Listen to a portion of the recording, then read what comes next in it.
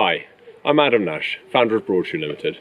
A lot of people wonder what they should wear to one of our sessions, and so I've put this little video together to tell you what I wear and what I think your kids are going to be most comfortable in.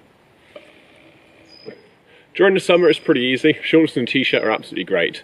The only request I have is that you don't send your children in sandals or flip-flops. They're not the best footwear for running around, playing tag, being near fires and climbing trees in.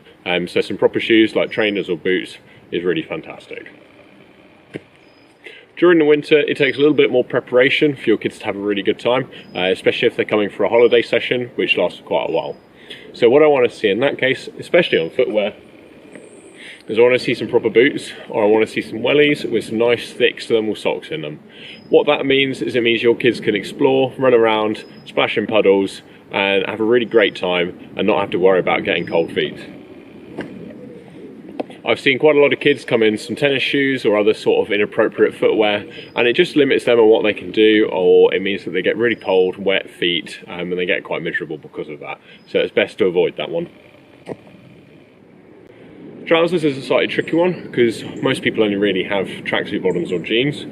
These are my favourite. They're a Craghoppers windproof type of trouser. I think I picked these up in TK Maxx and they're absolutely fantastic. If you do a lot of outdoor stuff, it's really worth investing in a pair of these for your kids.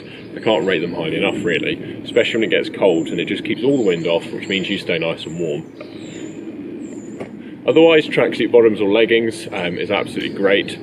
Please avoid jeans because they're extremely uncomfortable and extremely cold when they get wet, and also they pick up mud quite a lot, so it helps you out when you come pick them up and they sit down in your nice car. On the top, this t-shirt is 100% cotton.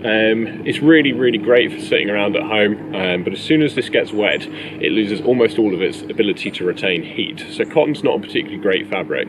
This one I've got is a man-made fabric, polyester, merino wool, anything labelled as technical, sports, active, wicking, that sort of stuff is what you want to be looking for over something that's 100% cotton, because as soon as they get wet with this on, or as soon as they get sweaty with this on, suddenly it becomes very cold. On the top, there's a jumper. These are my favourite. They're warm, they're fleecy, they're soft, they're really comfy. I absolutely love them. This is a Craghoppers one, but there's lots of different brands, and the label on it is 100% polyester, so that tells me that if this gets wet, it's still going to be warm, it's going to dry quickly, and it's a really great option for a top layer for your son or daughter when they come to our... This is a hoodie, 100% cotton. Again, as soon as this gets wet, it's going to be quite uncomfortable. It's going to be very cold, and although it's a really quite thick garment, it still won't keep your child warm once it's wet because it's made out of cotton. A waterproof jacket of some sort is an absolute must. Don't be fooled by the hype, it doesn't have to be expensive. Any sort of basic waterproof will do the job. What you're looking for here is you're looking to keep the majority of the water off, and you're looking to keep the wind out. And you don't need something high-tech and expensive for that. Any sort of Pack-and-a-Mac or similar will be absolutely perfect. Preferably with a hood, but if it's not got a hood, that's not a problem either.